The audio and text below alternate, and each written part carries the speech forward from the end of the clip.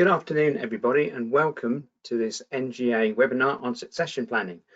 My name is Simon Richards. I'm the Chairs Development Manager for the National Governance Association, and I run the Future Chairs programme in collaboration with Inspiring Governance. Just a little bit about me, as well as working at the NGA, I also chair a maintained primary school board in the south of Birmingham. That's because Birmingham is where the office is, and I've been doing that job now remotely from my home in the Isle of Wight for the last 3 months, which hasn't really presented too many challenges. So it's been quite interesting to chair a board remotely from such a long distance. We're going to be going through this webinar on succession planning for about half an hour. Can I ask that if you have any questions, you use the question functionality on your screen to type your questions in, and I have allocated a bit of time at the end, and I will try to answer as many questions as I can at the end of the webinar. Please feel free to type them in as they come to mind.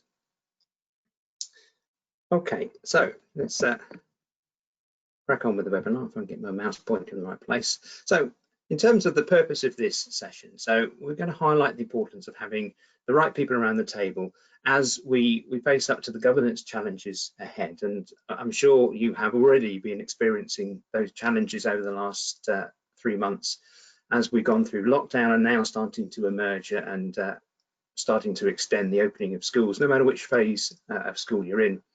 We're going to look at the principles of succession planning. I would highlight that this is based on a 2-hour workshop that we previously delivered in many locations around the country. So we won't be able to go into as much depth today, but we will touch on the principles of succession planning. I'm going to raise awareness of the Future Chairs recruitment service because that's a different way of succession planning, and we'll look at that in a little bit. And we're going to look at development opportunities for future chair succession and how you can support people coming through into chairing roles on your board. I'm sure you know over the last 3 months, you've had meetings, you've been reading guidance, you've been looking at, hopefully you've been using our guidance from the NGA as well to drive your discussions and your meetings with your fellow governors and your senior leaders. And I know from talking to several chairs and heads over the last few weeks about helping them with their succession planning and helping to recruit chairs, is that what has been happening and what we think is coming next is causing some people to pause and reflect. And I think for some people, what it has caused them to do is think, well, I was thinking of stepping down from chair, but I think we need to maintain some consistency, some stability on the board. So I'll delay that decision, and we can then take our time to succession plan once the school is in perhaps a more understandable place in terms of how we're delivering education. And I think for other people, it has hastened their decision to step down, because I think the last few weeks, certainly from my perspective as a chair, has been quite challenging. When you're doing that alongside a full-time job, sometimes that can be quite time consuming. I've been able to balance that well, but I know other people might not have been able to. And obviously circumstances have changed through lockdown, which might have had an impact on people's ability to continue in the chair role. So I think what has been happening over the last few weeks has caused some reflection, and it has caused some change of attitude and approach to chairing. And I think we're not completely certain yet what the future challenges look like, and that causes uncertainty and again potentially causes people to think again. So that's sort of where we're coming from with this session. In terms of what we're hoping to get out of this session, hopefully by the end of this session you will be able to explain the benefits of your board creating a culture of succession. You will feel more confident about identifying talent and developing that, and you'll be able to organise future chair development using online resources. And obviously I will be focusing on the resources that are available through the NGA. Okay, it's always good to get some participation from the attendees. So I'm just going to launch a poll. This is really interesting. So about virtual recruitment. Now, you might have attended a webinar I did sort of at the beginning of lockdown about virtual recruitment. Hoping you can see that on your screen. Yes, I can see some responses coming in. And we did look at, well, where are people in terms of their recruitment? This is a little bit of a repeat, but it's just really helpful to get a guide about how recruitment activity is developing across schools up and down England, so that we can see our schools sort of getting back into the throes of recruiting. Are they getting more comfortable doing that virtually?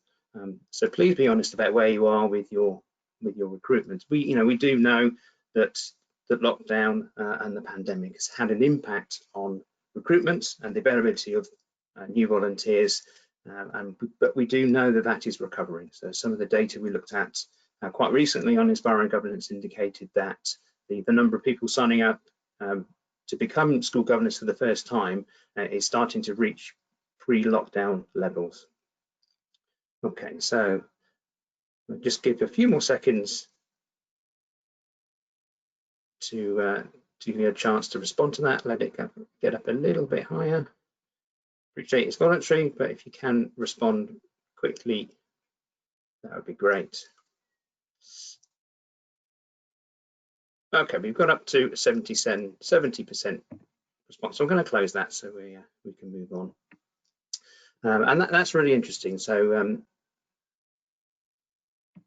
I've got 60% have suspended all governor or trustee recruitment, but 23% have conducted a virtual interview and appointed, which is really positive.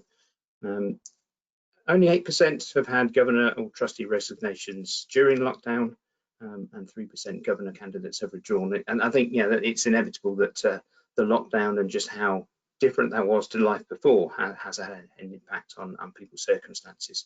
And 7% saying they have recruited a new or future chair, which is also really, really positive. Okay, so I'm going to go back to the slides now. Okay, so we've done the poll. I had a look at where you are with virtual recruitment. So let's start to look a little bit about succession planning. And what is succession planning? And we'll come to the 8 elements that you've got on your screen in a second. What is succession planning? Well, it's about equipping people with the skills, the experience, the attributes that they need to step up into a role as other people are stepping down, so that there is a smooth transition in that role from one person to the next. And whilst you can succession plan for any role on the board, generally when we talk about succession planning, we're talking about the chair of governors or the chair of trustees or the LBG, the LGB chair. And we use the 8 elements as sort of the backbone of our work on succession planning. And you'll see the pointer there pointing at good chairing. I believe that good chairing is the most important of the 8 elements, because a good chair will make sure the other 7 are in place in order to have effective governance on the board. It's also important, of course, to have professional clerking and the right people around the table. And you've got all those 3 in place. You've got all the right people in place. You've got professional clerking, good chairing. It does make it, in my view, a lot easier to get the other 5 elements in place to be able to have effective governance. So we're focusing on the chair's position in terms of succession planning through this webinar. And if you did attend the virtual recruitment webinar, you will have seen this diagram. And I'll just put up very briefly as a reminder in terms of that: evaluate, recruit, appoint, induct, and develop cycle to recruitment, because we're going to apply a similar sort of cycle to succession, and we will look at that a little bit later. Okay, so let's get on to what is succession and how do you go about it. And we need to talk about a culture of succession, because unfortunately succession takes time. I'd love to say that there is a smartphone app that you can download and you put in a few simple details and a swipe right and it says bingo, there's your succession plan. I'm afraid that doesn't exist. Succession does take time and it can't be rushed, and it is best achieved when there is a culture of succession on your board. And again, creating a different culture always takes time. We will know that from when we try to change the culture in the school. So what does a culture of succession look like? Well, that is a diagram that we use an awful lot. I haven't got time to go through it in the same depth that we do in the full-time workshop, but just a few things to focus on here. In terms of the reality, I think the bottom one is incredibly important: feeling valued. And that's important to make sure everybody on the board feels valued, because I think people are more inclined to step up to a chairing role if they feel valued in what they're contributing at the moment. But if they don't, they're less likely, I think, to want to step up to a role and spend more time on governance. The other one, I think, is really about understanding the role. That's really important. I have seen examples of when people have become chair without fully understanding the role, and then they felt like standing down quite quickly, and that does obviously cause uncertainty and disruption for the board. And it is obviously important to be honest about the time it takes. Being a chair does take more time than just being a board member, but there are ways to reduce the amount of time that it takes to chair. And I believe that it is possible to chair a board alongside a full-time job. In terms of building the team, I think a really important one there is obviously building trust. I think that goes without saying in terms of how you develop effective governance anyway. But confidence building, and it sort of goes hand in hand with feeling valued. Again, if you build confidence that your governors, your board members are confident in what they do in their current role, again, they're more likely to feel inclined to step up to a more demanding role. And in terms of the culture, again, a couple of really important points with this one is role modeling. As if you are the existing chair, modeling good and effective chairing is a really good way to ensure that you can develop a culture of succession. So are you creating a model that people can follow, or are you creating, are you putting on an act that is impossible to follow, or are you making it look like it's too demanding and therefore putting people off? So modeling good chairing is a good way to help to develop a culture of succession. And the other thing I would highlight is offering opportunities that are not too daunting. So it's a good way of getting people into chairing is to encourage them to chair committees or chair panels as a stepping stone towards taking on chairing the full board. So that's sort of the backbone of developing a culture of succession. And we can go into that in much more depth when we do the full-blown workshop. Okay, I'm just going to pause there for a second. Again, I'd like your input onto a poll. So I'm going to launch our second poll about succession plans. This is completely anonymous, so please be honest about this. So which of those statements best describes your board's current approach to succession planning? Do come across boards that are in that bottom category. We currently have a vacancy for chair, and that it is possible to help those boards through the Future Chairs program, and I'll come on to that a bit later. But yeah, please be honest about where you are. So we're getting up into the mid-70s response rate there. So I'll just give you a few more seconds. See if it's going to get a bit higher.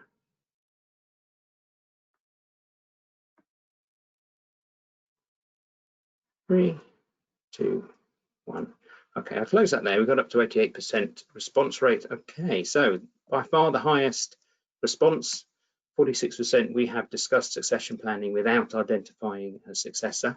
Okay, that's a very common scenario, so thank you for being honest about that. 36% saying we have not discussed succession planning. And there could be good reasons for that, but hopefully after this webinar, you might think about getting that on an agenda somewhere. 12% saying we have a succession plan that identifies the next chair, which is a fabulous position to be in.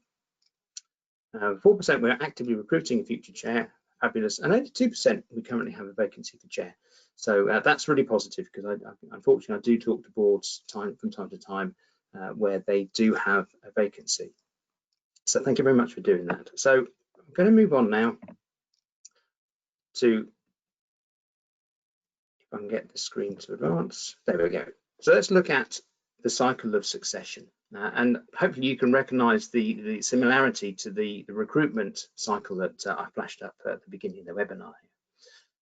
So I think the starting point is really about identifying the future opportunity. And what I mean by that is, what is the opportunity? And I think in general terms, we're talking about the chair of the board.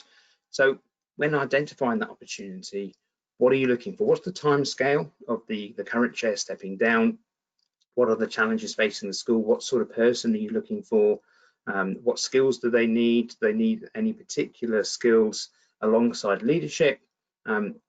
and how are you going to do about transition from one chair to the next. And that's sort of wrapped up in identifying what the future opportunity looks like, and also sort of having a good understanding on your board about what good chairing looks like.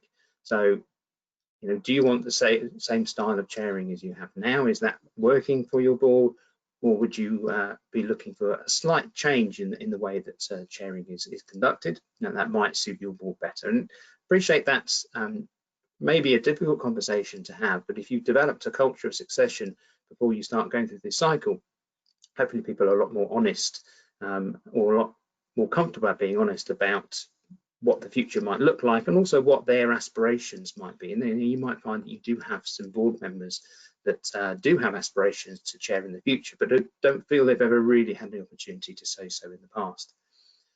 Talent spotting is a really important step. Whilst I think what my experience is a lot of boards do the fairly traditional, we get to the beginning of September, we have our first meeting and the clerk asks for nominations for chair. And I've been in situations where that creates a stony silence. Talent spotting is about seeking out on your board people who potentially have the aspiration and the capability, the capacity to chair in the future with some development. And then I don't think there's anything wrong with talking to individuals on a one-to-one basis, and it's probably the chair or the clerk that might be doing this, but talking to potential future chairs about that and encouraging them to give it some more consideration, give them time to think about it, but highlight what can be done to give them the skills, extend their experience so that they can feel more confident and feel that they can take on that role as part of your succession plan. So there's absolutely nothing wrong with identifying people that might have the skills to be the chair. Obviously, when you get to the point of approving your succession plan and then electing a chair or future chair, then that has to be a board decision. But you know, there's nothing wrong with having one-to-one conversations to get the process going. It's really important to gain commitment. I think if you gain commitment from somebody that they will accept that election as the future chair and go on to the succession plan, they're more likely to see it through, having made that commitment. And I've spoken to boards that I'm supporting through future chairs who have said to me, well, we had a really good governor that joined us last year and we really hoped that he would be our next chair. And I said, well, have you spoken to him? Well, no, nobody's asked him. So how does he know that you've got that in mind? You need to have that conversation and gain the commitment. Don't rely on the hope that people will do what you'd like them to do. Gain their commitment. Just like in the recruitment cycle, it's really important to, once you've got commitment from somebody to be the future chair and step up to that role, is identify what their development needs are, and also then look at what learning and development opportunities there are to meet those development needs. And obviously move into monitoring and reviewing that learning to make sure that those techniques, those training courses, whatever you're using to provide those development opportunities, are actually having the desired effect. And you need to keep the succession cycle under review to make sure that you're getting to the right place in terms of the readiness of your future chair to step up. So you don't really want to be in a position where you're ready for the current chair to step down and your future chair saying, I don't think I'm quite ready. You don't really want that to come out just before it's about to happen. You'd like to know that a little bit sooner so that you can then talk about what needs to happen just to extend the period of your succession cycle. So that's a really quick run through of what the succession cycle looks like and how you can use that cycle to have a bit of a different approach to trying to get your next chair lined up, rather than relying on hope and trying to find a way through that stony silence that often pervades governing board meetings at that September meeting. As I said, what I've just run through really quickly is a bit of a skate across the surface of our work on succession planning. You will find a lot more detail in these two guidance documents, which can be downloaded from our website. They're not behind the membership wall because they're fully funded through Inspiring Governance by the DFE. So Right People Around the Table for Recruitment and Preparing Your Board for the Future, our guide to succession planning. And we also can offer, and before lockdown, we're doing quite a number of workshops both on recruitment and succession planning around the country to groups of schools. If you are interested in that, then please get in touch. And we are working on how we do the longer version of those workshops virtually as well. So there are opportunities to have the full works, if you like, of this particular session. So moving on now swiftly to future chairs, and if you've gone through the succession cycle and you've created that culture and that hasn't generated a succession plan, so you don't have anybody lined up as your next chair, there is an alternative, and future chairs can help with this. And this is about recruiting onto your board a new governor who has existing leadership skills and experience, and not only a desire to be a school governor, but a willingness to chair at some point in the future. The really important part about this is it is a board decision to appoint a new governor, and obviously you can't elect a chair until they're on your board as a full-blown member. But it is possible to think about those two things at the same time, not see them as separate decision points. The Future Chairs scheme is available in terms of the support that I can provide in terms of helping schools, actively helping schools to find future chairs, and that is available to a number of areas around the country, and I will rattle them off so that you're aware of them. So if you're in these areas, then you can get in touch if you'd like some support. So Stoke-on-Trent, Birmingham, Bradford, South Yorkshire, so that's Rotherham, Doncaster, Sheffield and Barnsley, Derby and Derbyshire, Wandsworth, Haringey, Cumbria, Luton, Northamptonshire, and the Opportunity North East area, which is quite a number of local authorities. Future Chairs is also available through the Inspiring Governance platform, and schools can use the platform to find future chairs. Candidates can indicate their interest in the future chairing role in their profile, and you can use that to search. And the support that comes in behind, I'll touch on that in the next screen, is available to all future chair appointees, not just the ones that I help to appoint. And it's free of charge to all volunteers and all schools. The work that I do around this to support those schools is I obviously do the searching, but I also take all the candidates through a telephone screening interview to make sure that I'm not introducing to boards candidates that aren't completely up to the task of being a future chair. And that's what the support package looks like. So it is in addition to the induction support package for all new governors and trustees through Inspiring Governance. So the additional parts of that support package for future chairs are a copy of the Chair's Handbook. They get a place on the Leading Governance Development course for chairs, and I'll touch on the detail of that in a second. And they also get access to an Inspiring Governance mentor, who are all experienced governors, all national leaders of governance, and they provide mentoring support virtually at the moment for a 12-month period. And again, that is all available to future chairs who are appointed through the Inspiring Governance platform and the ones that I help schools appoint as well. And just quickly, because we're getting short on time now, that's a little bit of detail about what we call Leading Governance, our development program for chairs, fully funded by the DFE. We've had over 1,100 people access that program already. There are 2 places per board at the moment, and it does include an awful lot of different learning activities. The face-to-face sessions obviously have been suspended at the moment, and my colleagues are working on what that might look like in the future, whether we can go back to some sort of face-to-face sessions or whether they need to be done virtually. So there are a number of cohorts around the country, but that doesn't matter quite so much at the moment because it's all being done online, and you can go to our website at that link to see more information about that program and how you can sign up. A really important point on there is it's about practical application of learning, not just getting hold of theory, and it is specifically designed for current chairs, aspiring chairs and future chairs. So that's people currently doing the role, people who have been put on a succession plan, and also people that are thinking about becoming a chair in the future but want to develop before they actually make that leap. Okay, it's incredible how quickly half an hour disappears when you're talking. So a very quick summary of the session before we look at some of the questions that have been coming through as I've been talking. So we've talked about having the right people with the right skills and the right place at the right time, and that's, I think, what succession planning is about, achieving that. And it trips off the tongue very easily, but actually achieving it is quite a challenge. And we don't make light of the challenge that is succession planning. We've looked at in quite a light approach in terms of what the principles of succession planning look like, and how to create a culture of succession.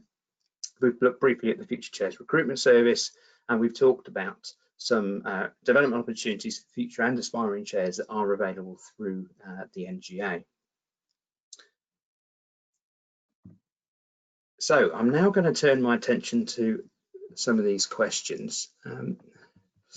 While I'm just scrolling down and trying to see if there are any common threads here, just to highlight something that I was talking to a clerk yesterday who was describing an approach to succession planning that sounds really interesting, where they've got co-chairs, so 2 co-chairs and a vice chair, and the co-chairs only serve for 2 years, and they alternate between when they step down, and the vice chair is seen as the successor, and that's part of their approach to succession planning. So the vice chair understands that in a year's time they will become a co-chair, they will spend 2 years as chair in association with somebody else, and then they'll step back down to just being a board member.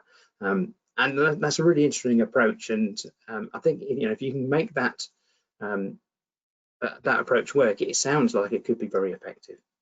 So that's another way of approaching succession planning, and it's also a good way of giving something meaningful for the vice chair in terms of their role.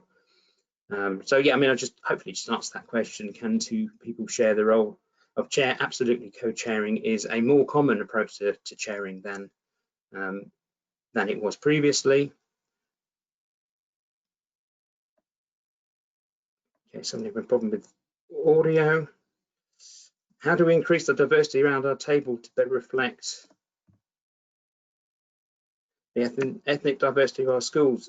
Really good question. It's not necessarily succession planning, but in terms of actually improving diversity, there is a program, a promotional program that we run on NGA called Everyone on Board, and it does encourage not only boards to think about the diversity of their board and who's around the table, are they reflecting the school community, but also encourage volunteers from Black and minority ethnic communities to volunteer as governors as well. And there is a growing number of minority ethnic volunteers on Inspiring Governance. Let's see if we've got.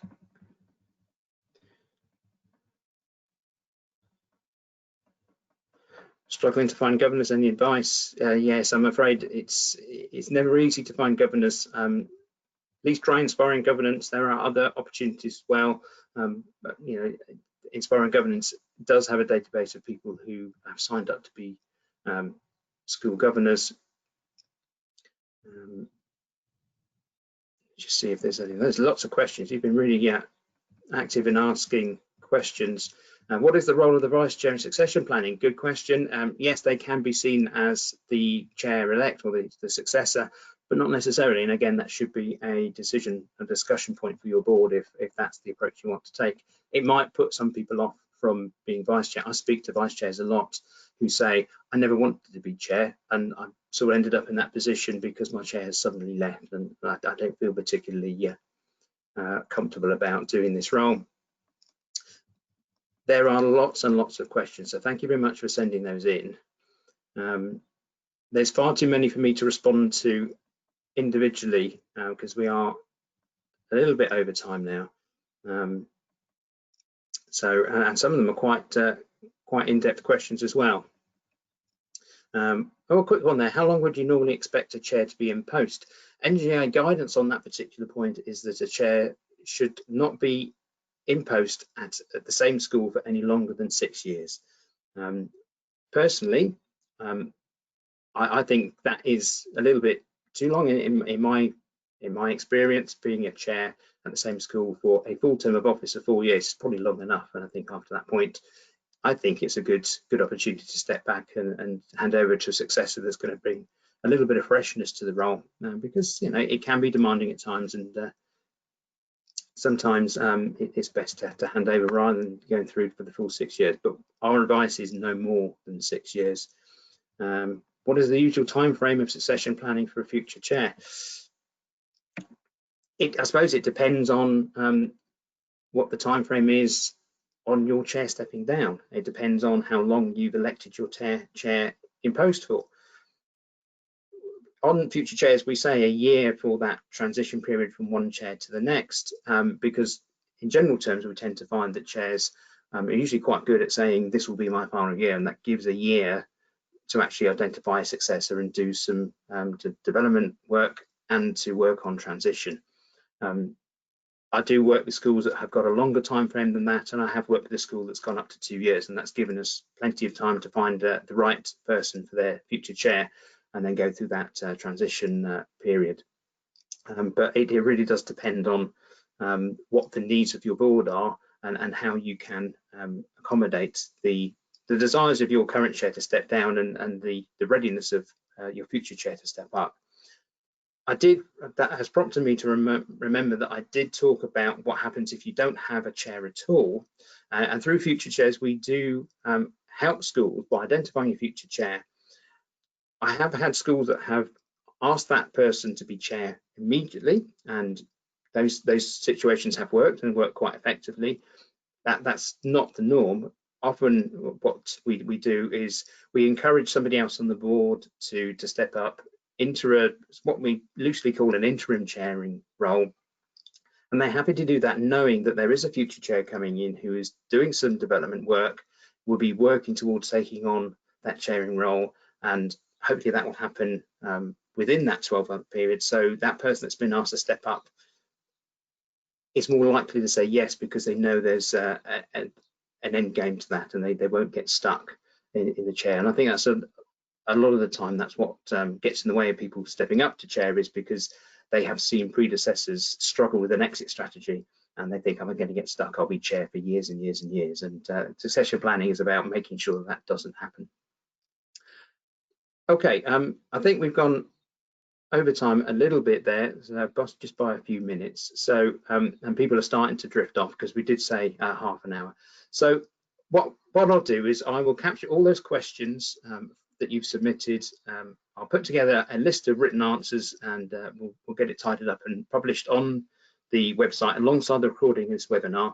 I think the recording will be available. Hopefully I'm not putting too much pressure on my colleagues by saying tomorrow. I think that's what we normally do, and we'll get the questions up as soon as we can. But there's quite a lot of questions that have come in, so thank you for those, but it will take me a little while to get a comprehensive response to all of them.